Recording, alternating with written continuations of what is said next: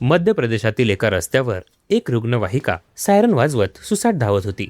लोक घाबरून बाजूला होत होते.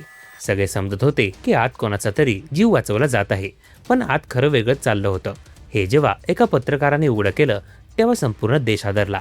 ही गोष्ट आहे मध्य प्रदेशातील छतरपूर जिल्ह्यातील त्या एका रुग्णवाहिकेची, त्या एका व्हिडिओची आणि त्या एका धाडसी पत्रकाराची, ज्याने 5 किलोमीटर पाठलाग करून असं सत्य उघड केलं जे ऐकून तुम्हालाही धक्का बसल्याशिवाय राहणार नाही.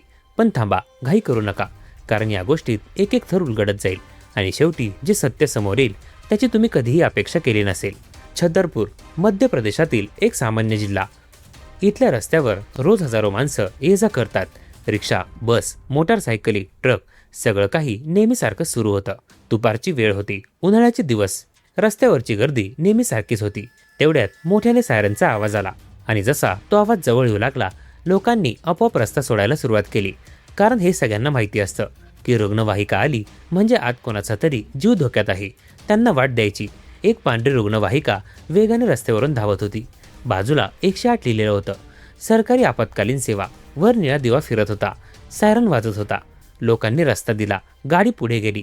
पण एका माणसाची नजर त्या रुग्णवाहिकेवर खिळून राहिली. तो होता एक स्थानिक पत्रकार. पत्रकारिता करणाऱ्या माणसाकडे एक गोष्ट असते, ती म्हणजे प्रश्न विचारण्याची सवय. दिसलेल्या प्रत्येक गोष्टीमागे का विचारण्याची सवय.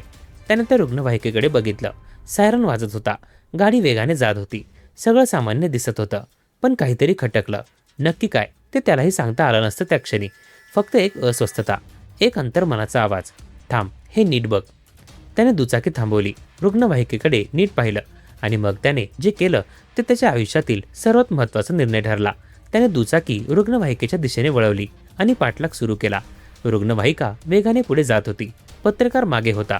अंतर वाढत होतं, पण तो थांबला नाही.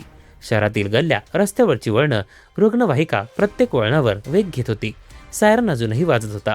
लोक रस्ता देत होते, पण पत्रकार मागे होता. 1 किलोमीटर, 2 किलोमीटर, 3 किलोमीटर. रुग्णवाहिका थांबत नव्हती. चालक कुठेतरी जायची घाई करत होता, पण हॉस्पिटलच्या दिशेने नाही, हे त्या पत्रकाराच्या लक्षात येत होतं. मग त्याने एक धाडसाचं काम केलं. वाहतूक थोडी कमी झाली तेव्हा त्याने दुचाकी रुग्णवाहिकेच्या बाजूने नेली. वेग वाढवला आणि जाता जाता रुग्णवाहिकेच्या बाजूच्या खिडकीतून आत नजर टाकली. आत जे दिसलं ते पाहून त्यालाही मोठा धक्का बसला. त्या रुग्णवाहिकेत स्ट्रेचर होतं, पण त्यावर रुग्ण नव्हता.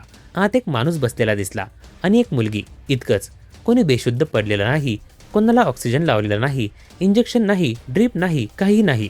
फक्त 2 माणसं आणि एक धावती रुग्णवाहिका. पत्रकाराच्या मनात एकच विचार आला, हे थांबवायलाच हवं. 4 किलोमीटर, 5 किलोमीटर. अखेर एका ठिकाणी रुग्णवाहिका थोडी मंदावली. पत्रकाराने संधी साधली. त्याने दुचाकी आडवी लावली. रुग्णवाहिकेला थांबायला भाग पाडलं. आता मोठा प्रश्न होता की आत नेमकं काय चाललं होतं. रुग्णवाहिका थांबली. पत्रकाराने मागचा दरवाजा ठोठावला. आतून काहीच हालचाल नाही. त्याने परत वाजवलं. थोड्या वेळाने दरवाजा उघडला गेला आणि आत जे दिसलं ते पाहून सगळेच अवाक झाले.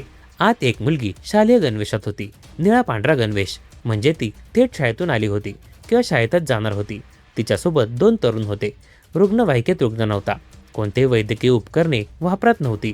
सायरन वाजत होता, कारण सरकारी रुग्णवाहिका कोणाच्या तरी खाजगी कामासाठी वापरली जात होती. पत्रकाराने चालकाला विचारलं, हे कोण आहेत, कुठे चाललेत? चालक थंडपणे म्हणाला, ती माझी बहीण आहे, तिला सोडायला चाललो होतो. त्याने एवढं साधं उत्तर दिलं, पण पत्रकाराने पुढचे प्रश्न विचारले. मग सायरन का वाजत होता आणि हे 2 तरुण कोण आहेत? शासकीय रुग्णवाहिका खाजगी कामासाठी का वापरली जात आहे? चालकाकडे उत्तर नव्हतं. साध्या साध्या प्रश्नांची उत्तरही त्याला देता येत नव्हती. तो गोंधळला होता आणि त्यामुळेच त्याचं बोलणं बंद झालं होतं. तिथे जमलेल्या लोकांना आता सगळं समजलं होतं. ही फक्त एका रुग्णवाहिका चालकाची चूक नाही असं मानलं तर या घटनेचा खरा अर्थ काय हे समजून घ्यायला हवं. भारतात 108 ही सेवा सुरू झाली, ती एका उद्देशाने. या सेवेवर लोकांचा विश्वास आहे, पण त्या विश्वासाचा गैरवापर होताना दिसत आहे.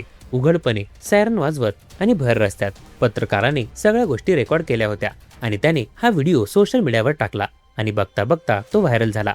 लाखो लोकांनी तो व्हिडिओ पाहिला आणि शेअर देखील केला. लोकांची खूप मोठी प्रतिक्रिया या सगळ्या प्रकारावर आली. लोकांनी संताप व्यक्त केला. माझ्या आईला रुग्णवाहिका मिळायला 2 तास लागले होते आणि इथे असे प्रकार चालू आहेत. गणवेशातील मुलगी आत होती, म्हणजे हे नियमित सुरू होतं का? चालकावर FIR व्हायलाच हवी. गुन्हा दाखल करा. फक्त चालकावर नाही, या सेवेचं व्यवस्थापन करणाऱ्यांवरही कारवाई व्हायला हवी. एका नेटकऱ्याने लिहिलं की 108 वर विश्वास ठेवायला आम्हाला सांगता, पण आत काय चाललंय ते बघा. दुसऱ्याने लिहिलं की हे एकट्या छतरपूरचं नाही, तर देशभरात किती ठिकाणी असे प्रकार सुरू असतील. हा महत्त्वाचा प्रश्न आहे, कारण ही फक्त एका चालकाची चूक नसून या प्रकाराला जेव्हा कोणी रोखत नाही, वरिष्ठ अधिकारी, व्यवस्थापन, देखरेख यंत्रणा, तेव्हा ते एक व्यापक व्यवस्थेचं अपयश बनतं.